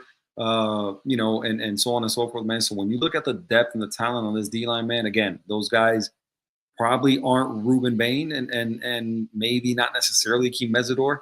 Again, man, those guys just didn't come off the field because of the way they played the run, right? Whether it was a pass, whether it was a run, those guys were on the field. And so, we'll see, Damon Wilson, I think if there's one knock on him is I think he's a guy who probably has to, get a little bit more diverse, right? Be able to do more than rush the passer. But there again, man, there's just a lot of body types, man. You got a lot of really highly recruited dudes. I think a lot of guys were just ready to take that next step, man. And I think when it's all said and done, man, I think this D-line, I think it's going to look a little bit different, maybe. And then the snaps, I think there's a lot of snaps to redistribute, with Bain and Mesidor gone. But I think there's a lot of dudes that are really, really itching to get on the field and show what they can do, man. And I think they're going to make it happen. Yeah, like I said, I think it's going to be a good year for them. I think they're going to rotate more because they have so much talent. Let's not forget Herbert Scroggins III as well, who saw a little bit of run last season. And I do think it's going to be a team that's going to put up a lot of TFLs and I think they'll put up a lot of sacks, especially in the early part of their schedule, which again is favorable to Miami. And I think they're going to show out when they go to South Bend and play Notre Dame, which I'm excited, by the way, to see. God, I can't wait for that. Yeah, man. The D line. The D-line room and the coaches, man, obviously, continuity, with those guys coming back and all the talent coming back. So, definitely expect them to be, significant, contributors, once again this year in 26, man. I mean, I expect nothing less than that. So, you move on to the linebacker position, obviously a linebacker position coached by Corey Heatherman, who's a DC. And, of all of the three position groups on defense, man, this is probably the one that I'm least excited about. It's also the position group that I think if you've got the front end playing really well, right, I think that's just going to help everything else, right? And I think now the front end and the back end, right, when you're looking at the cornerback and the safeties, they're so talented. I think the linebackers, I think if they're just solid, I think the defense is going to be fine, right? You bring back Mo Toure, who I'm pretty sure is about 37 years old. You bring back Chase Smith, who I think is 34, if I'm not mistaken. I'm pretty sure those guys all have at least 2 or 3 kids at this point, and but they're old, right? They're old, but along with that, again, the age should bring some leadership, some discipline, and so on and so forth. But again, the guys behind them, I think are exciting, right? Mo Toure kind of started to show what he can do at the end of the year, obviously coming back from injury, but a guy who played his ass off, come into the year in the playoffs, I think played really, really well. Chase Smith, who surprisingly just appeared out of nowhere and just started getting snaps. I feel like he's been hurt his whole career in Miami.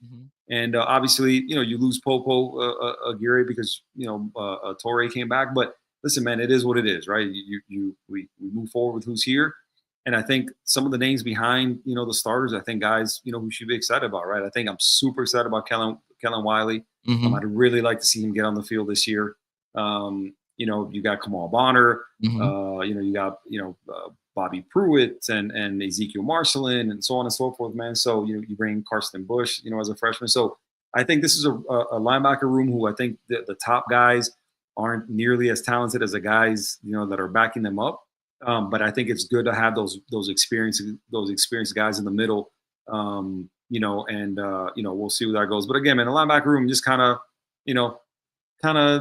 meh about, because I think the majority of snaps are going to go to the 2 old guys. Yeah. But I think moving forward, I think it's a room that I like. I like what's coming down the pipe when Smith and Torre are no longer there. Yeah, I agree with you. Again, I still like the room. I think the young talent there is very good. I like the way Mo Toure played, especially towards the latter end of last season. I thought he balled out, saved a couple games for us. So I am excited to see how he contributes again this year, even though he's about to collect Social Security. But it was the bottom line. Yeah, I hope he doesn't get offended if he ever sees these shows, man. It's all in love, man. It's nothing bad. He's a lot younger than us, so I mean. He could tell me, hey, well, you're about to be in a coffin soon, so he could probably respond to me that way if he wants to, So, yeah, but I also don't play football, so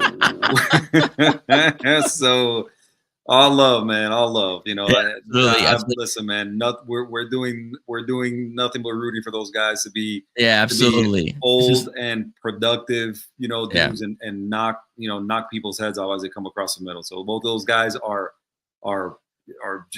They definitely are. They definitely know where the weight room is at the facility. Let's just say that those guys obviously excel, in the weight room. Miami wants them there for a reason. I think the young guys are going to like playing behind those guys. And, they got a lot to offer, I'm sure, in terms of knowledge and wisdom. And again, guys that I hope, when they're on the field, man, they produce. But obviously, again, a guy like Chase Smith, who's been there for a long time, is again, not that you don't get excited about him. Again, I hope he's really good. It's just behind those guys is where I'm excited, right? Because again, I think there is talent. I think there's some guys that I think when they get on the field, they get an opportunity. I think they're going to take advantage of it. And again, man, of all those guys, Kellen Wiley is the guy, man. When you look at the measurables, when you look at what people are saying about him, and again, he's a huge kid. He can run.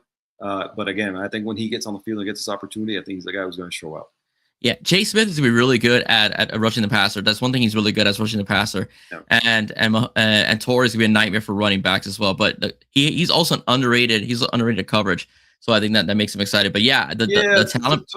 Torrey probably has to work on the coverage side of things. I said, yeah, but he's pretty good. I mean, like it's certain spots. He's pretty good. He was pretty good in the NM game when he broke up the could have been a potential touchdoon. You know, he basically gouged, knocked himself out. Hey, knocked himself out. He did. He that. Yeah, I would. If you were to ask me, a better pass coverage linebacker in this roster would be Bobby Pruitt. Bobby Pruitt. Oh, good. If you wanted to, you could also play safety as well if you wanted to. So, but again, I guess he's a little underrated. Depends on the situation and who he's covering. I think Mo could cover. But if I wanted somebody in coverage, it would be Bobby Pruitt. But the young core is very good. They're very big already. Jordan Campbell's the guy we forgot to mention. The kid's big and strong. Campbell. I was like, very physical. He's very physical. As well, if you look at his huddle video. Yeah, so I'm excited about him. Marcelin's another one. Marcelin's a dog on special teams. All right, as well. So again, I'm really excited about this linebacker core. But I get why, because you have this fantastic front four, that the linebackers kind of get lost in the shuffle. But I think they'll be very productive this year, especially with the veteranship coming in. Yeah.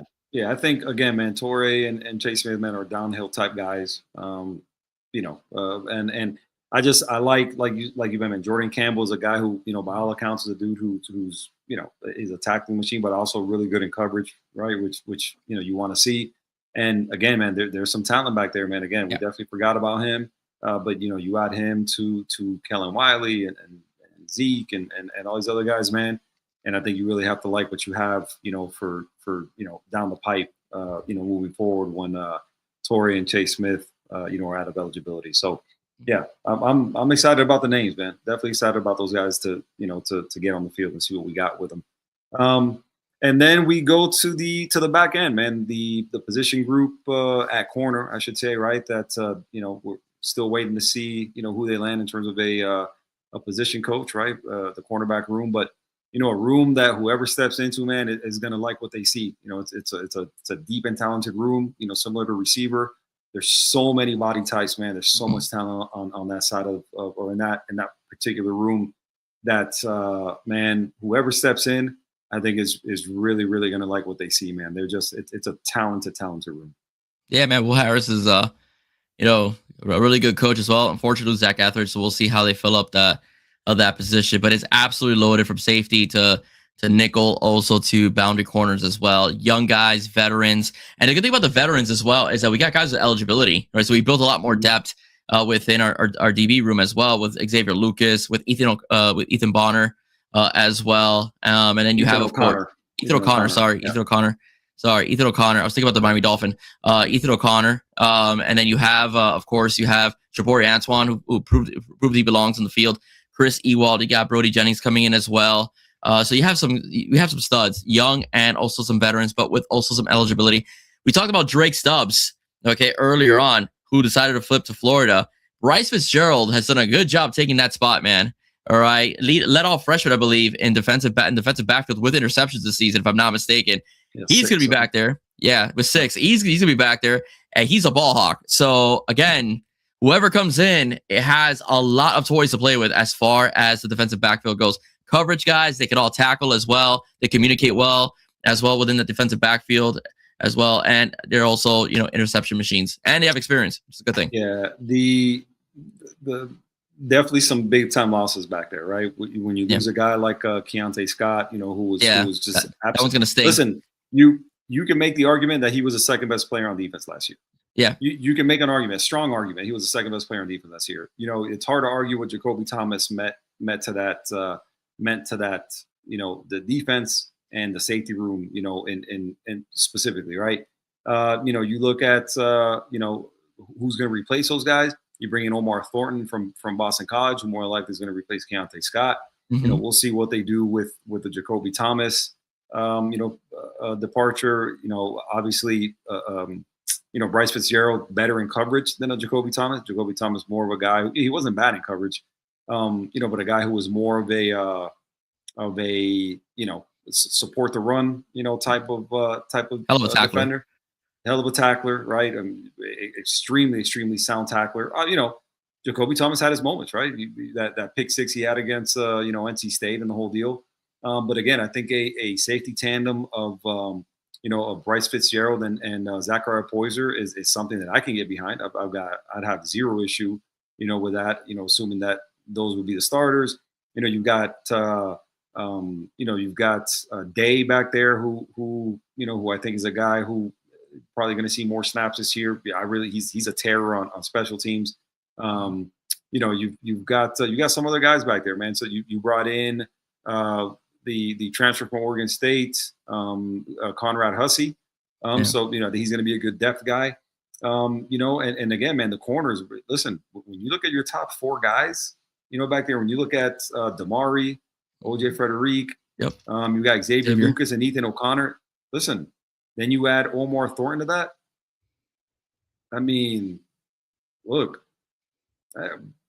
I mean, who's gonna be throwing against those guys? I mean, we'll see, but you're gonna have a hard time. Another year of those, second year of Xavier Lucas in the program. Hopefully, Damari Brown is going to be healthy this year for a full season. Ethan O'Connor another year in the program, right? OJ Frederic, going into his third year, right? And then what they've got behind them in terms of talent. Listen, man, we're gonna see. We're gonna see who's gonna throw against this defense. And against those guys. I mean, you're going to have your hands full. They're going to be able to bring guys in waves. We're going to see, down distance and matchup. That's going to determine, I guess, who's on the field. But man, you've got a lot to work with in that cornerback room, man. So whoever they bring in is going to be really, really excited when they step in there.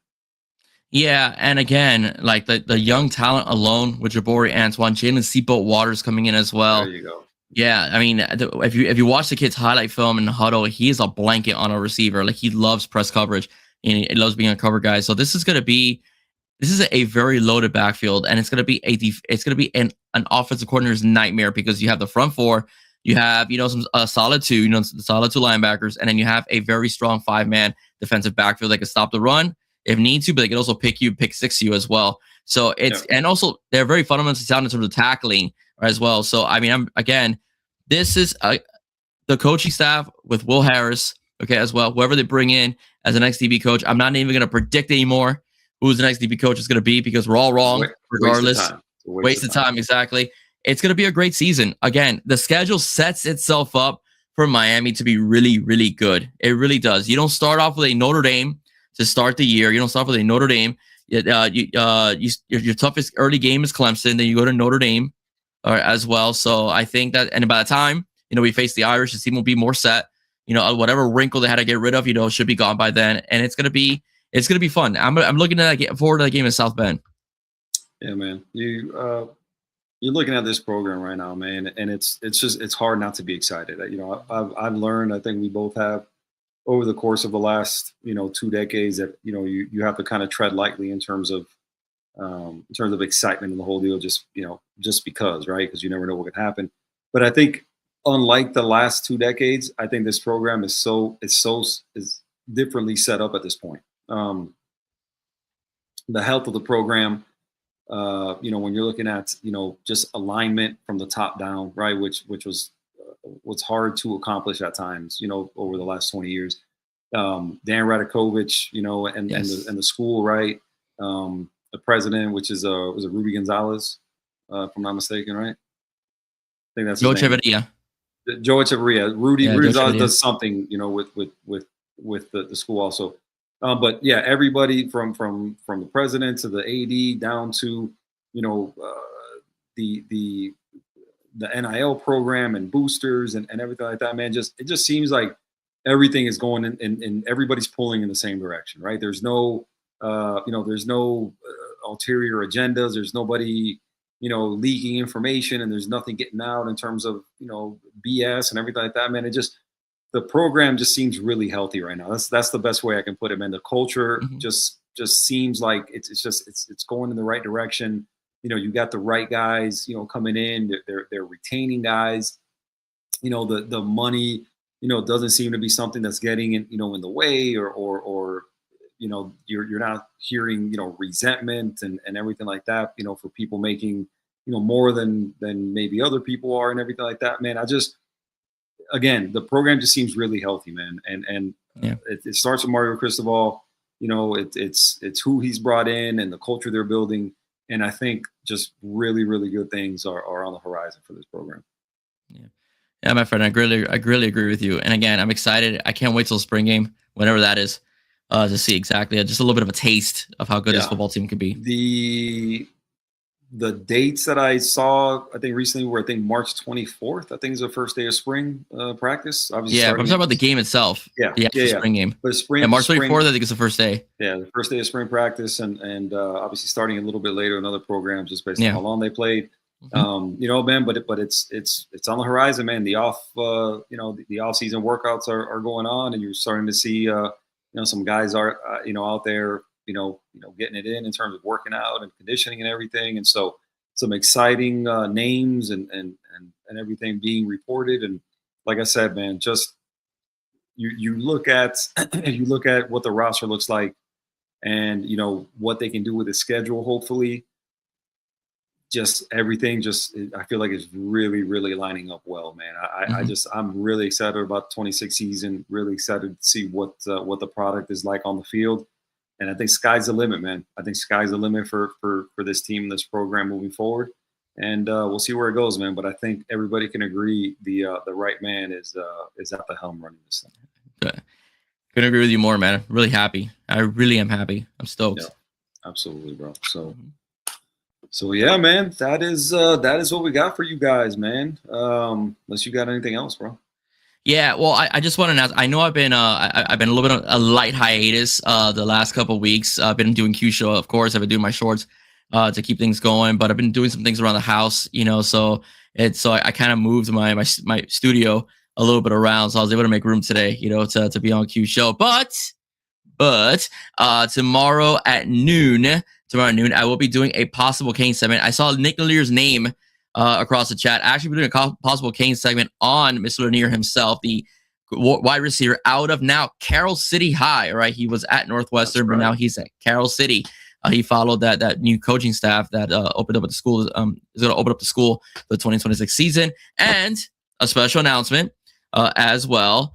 I will be interviewing on Friday. I'm going to record Friday evening to air Saturday at noon. I'm going to be interviewing Alik Terry, the offensive line coach of Oregon at Oregon. Okay, yes, the Oregon Ducks. Their O-line coach, Alik Terry, who is from Miami, Florida, by the way, is going to be on 305 Sports now. I'll be recording Miami time 8:30, his time 4:30, and then I'll air the episode Saturday at noon, so you guys can check out, one of our own becoming a successful coach at a Power 4 school that made the Final Four this past season and almost made the national championship as well. That's awesome, dude. Really, that's super cool, man. Thanks, I appreciate it. When you told me about that, man, I was really impressed. Let him know to stay out of South Florida unless he's visiting family. just deliver that message for me. I will. Visiting family. He's a nice guy, man. Let me tell you, family, stay out of South Florida, bro. He is a nice guy. He's a very, very nice guy, very genuine, humble person. And I'm sure he'll laugh at what you just said. I'm gonna let him know in the air. I'm sure he'll laugh at what you just said. He'll probably tell you not a chance, bro. Oh, I know. Yeah, I'm aware. So, but no, man. Hey, that's super cool, man. So everybody, go ahead and check out that interview airing Saturday, man. That's definitely a great get right there, man. Hopefully that goes well. Thank you, appreciate it. Thank you. That's awesome. Very cool. Yeah. It's gonna be it's not just be straight Oregon football. I'm sorry to interrupt you, Q. It's gonna be just straight Oregon football. It's gonna be an origin story. He's gonna tell his story of how he was a kid, how he got into coaching, and how he ended up at Oregon. And then of course I'm gonna ask about Oregon Ducks football because I want to compare it to what the Canes are doing down here. But it's gonna be basically just how a young man from our roots, from South Florida, ended up at one of the highest levels of college football in a major Power 4 program. That's awesome. Where do you play at in South Florida? Honestly, man, I do not remember. I know Larry Bluestein actually mentioned him 2 months ago on Donald's show because he was referencing. Yeah. The encyclopedia that is Larry Bluestein. Yes, man. Yes. Yeah. Alik loves him, and Coach Terry likes him, and we even cracked some jokes about Larry in a nice way through text. But obviously, I'm gonna do my homework before he comes on, and I'll be able to answer that question for you guys on Saturday. Awesome, dude. That's awesome. Yeah, man. I know you'll do your homework, man. That'll definitely be a good show, man. Looking forward to seeing that on Saturday, man. So everybody go ahead and follow us 305 Sports Now, Hate Football Pod on X. Our boy Adrian, who couldn't be with us tonight, but a Rainy Day, pod on X. Also, all our channels on YouTube, man.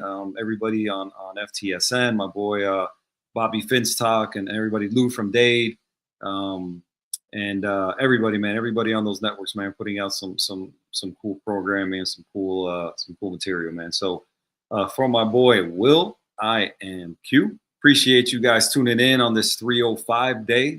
Happy 305 to everybody in South Florida. And until next time, talk to you soon. Peace.